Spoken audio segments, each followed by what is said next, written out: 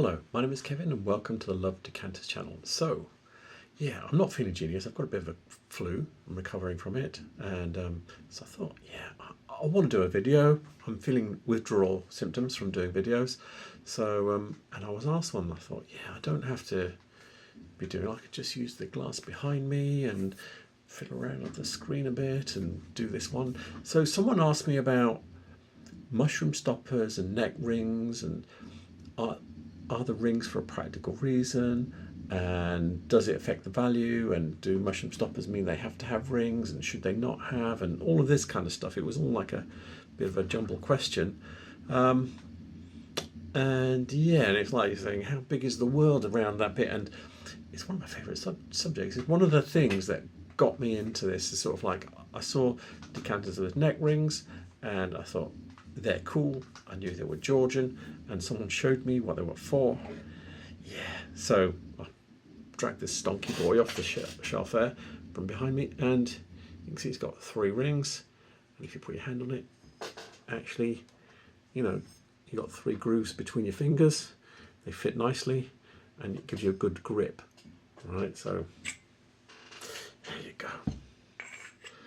So that is what your neck rings are for, so that you get a good grip on the neck. That is the plan. Okay, so this one's probably from towards the end of them doing this as a style of, as a continuous style from when they started doing it from about 1780 through to sort of like probably 1840s, 50s. I think it died out when the tax came along. This is probably a very heavy example, because and I think this one's, in fact, yeah, this one is Irish because I bought it from Ireland. So yeah, that's an Irish one. At the other end of the scale, let me show you something. So this one has got 3 neck rings, but it doesn't have a mushroom stopper. You see, it's got a thinner neck. So this is at the beginning. Okay, so this is from about 1780, 1790, something like that. Still got the 3 rings. Actually, it's a bit smaller, so it's for small hands. My hand, I'm 6'2", so yeah, it's not really made for someone with hands this big, but yeah, but you get the idea. And it's got one of these lunar cut stoppers, nice tight fit. So yep, and yeah, this is a very nice early for 3 neck rings, but it's a late 18th century decanter. And yeah, and also I have one here from about 1800. Just thought I'd pull this one out. It's a bit bigger. This one's got a bullseye. Yeah, and it's just a plain cylinder one, very plain, and plenty of wear. And then let me just show you something else. Okay, so from the same period as the first one I showed you, there it is, mushroom, no rings. It's actually got fake rings, because you can see, look, these fine bits here, and I've got one here, another one, same period, different shape, no neck rings, got a mushroom. I'm happy this mushroom's original because I've actually got a pair and they're exactly the same. So yeah, mushroom doesn't necessarily mean neck rings. It's from the period when they were doing them, but not everybody did them.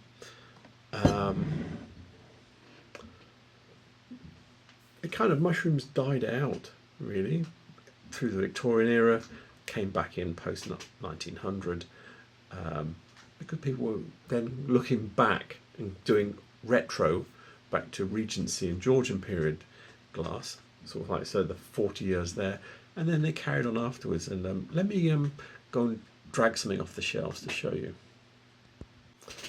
So what I have here is a Stuart Crystal decanter. This design from the 1930s, but this is a post-war one that Woodchester designed with these ferns. Pre-war, they had little dots just here. This one doesn't have those, so it's a post-war one. And I think they were making this up to the 70s, and it's got a mushroom stopper, but it's not quite the same.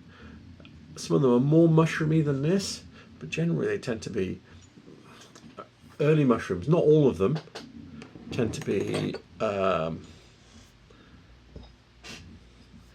this, but you can see like an umbrella. So early mushrooms tend to be more umbrella-ish. Later on, they become less umbrella-ish as you go through the early 1800s. Post-war, they are, the bottoms of the umbrellas tend to be like this, okay? Or the bottom of the mushroom.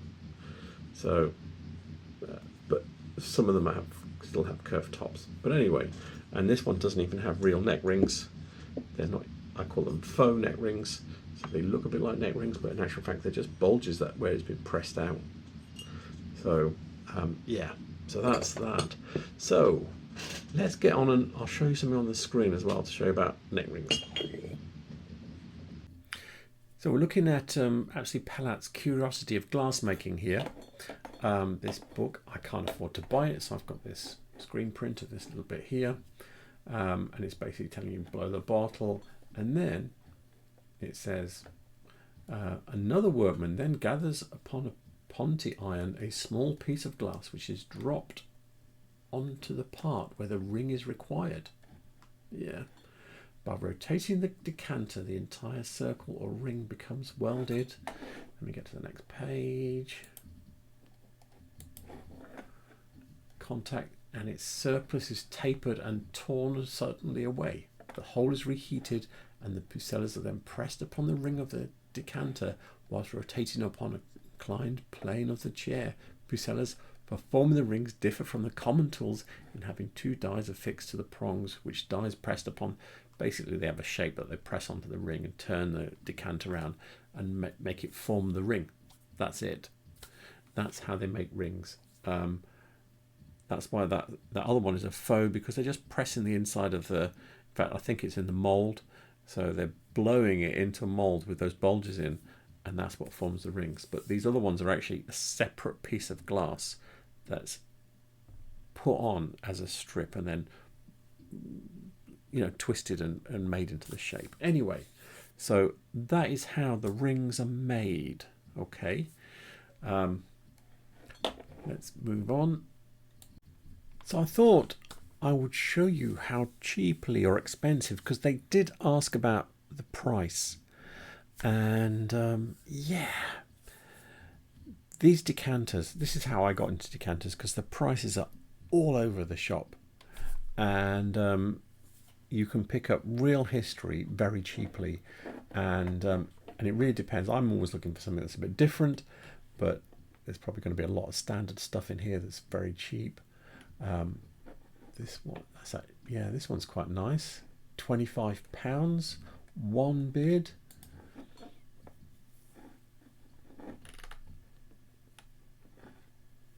In fact, that's not even real neck rings, because what they've done, if you look here, they've cut away. All they've done is they've cut away. So this is the natural glass here, and they've cut here and here and here and left a ring sticking out. So that's not even a real neck ring. But that is a very nice decanter for £25, and I think that stopper looks original. And this would be probably, looking at this cutting here, 1810, 1820, so you're talking 200 years old for a £25 decanter there. They've got a pair here. Those have only got two rings though. Similar period. Let's see what else is here. This looks earlier, but this stopper doesn't look quite right. Let's have a look at this one. So this is a nice, the decanter here is circa 1800, 1810. Scroll down. Look at that, it's got annulated rings, where it's got this, let's see if I can, yeah, this stopper's a little bit later than this. You can see it's not quite proportional. See how it's wider than the neck. So yeah, this stopper's probably 1830s, and this is more like 1810, so it's a little bit out of period, but 20 quid. Yeah, let's go another one. Let's have a look at a few more. See, these are the actual sold ones. There's another one that's 8.95. Wrong stopper there. You can clearly see that's the wrong stopper. Wrong stopper. Let's see. These would not have. That's a good price. Those are a steal, but they're not even in the same. Those are later. Those are 1850. But then you got some really nice ones. Here's a nice pair. £95. I think they've taken an offer on those, but it's still, those are a good pair, and these are a good pair for £195, but 25 for a pair with no stoppers. That's the problem, no stoppers. This stopper looks about original. I'm not going to dig into it too much. What else? I think this is a copy maybe. Yeah. So let me go on. I did another search on here. Where is it? I put it in this one. I put in triple ring decanter, and then this one I think I put 3 neck ring decanter. So yeah. So I think this one's a copy. That might be Edinburgh and Leith. It might be Whitefriars. I don't know. But £15. So even if it's a copy, it's still 100 years old for a very nice decanter. Whereas this one looks very original. £75. That's circa 1800. And that's where you start to see that little price start to pull away on things. This was cheap. Yeah, seeing it's a colour one, but it's very difficult to get the right stopper for that. That's a Continental Soda Glass one. That one is 2. Let me see what else is here that's interesting that pops up. Nothing too different that's popping up here. More soda glass ones. These are Continental, not very valuable, not very exciting. This is nice. So that is actually a carafe because it's so wide, and that's later. That's quite nice. But there was something else that I wanted to show you here, just to throw something into this spanner in the works. This is the kind of thing you look out.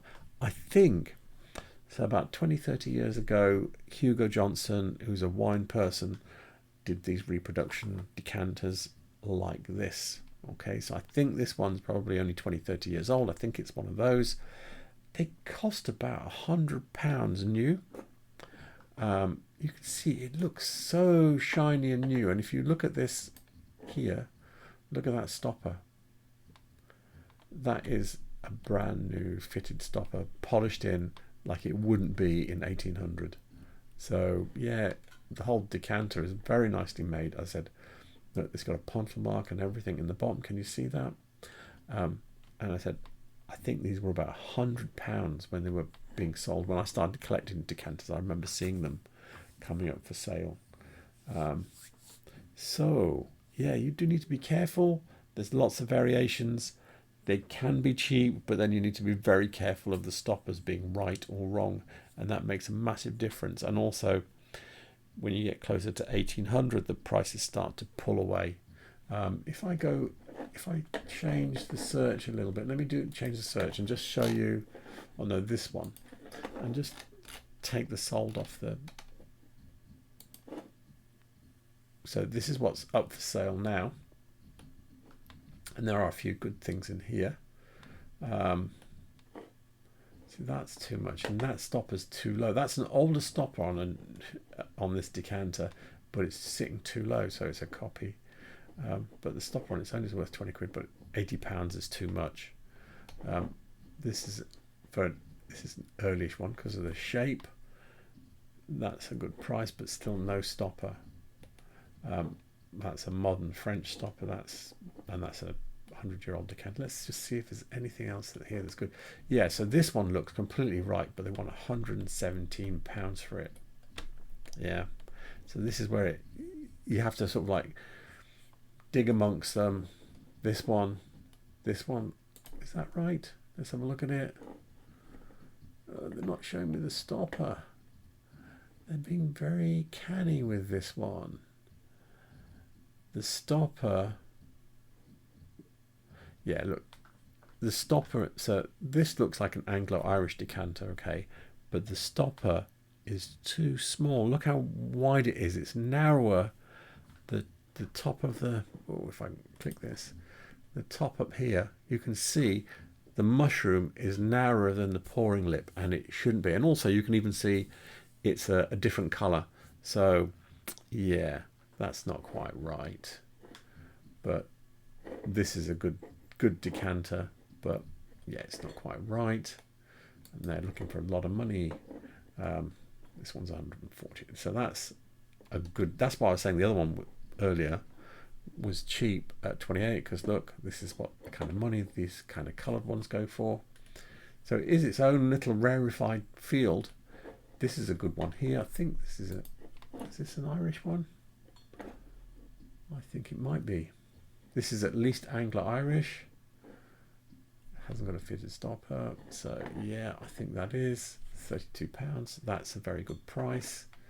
I'm just trying to show you, you know, it's all a bit random, you know, and you only by looking at loads of them can you then start to pick out the good, the bad, and the ugly from what's in here. See, this has come up in here. This is a period decanter. It doesn't have any neck rings, but it's obviously come up in the search for some reason. And it's £19, and I think it's a decent decanter looking at it. Yeah. So this looks like a fairly decent decanter.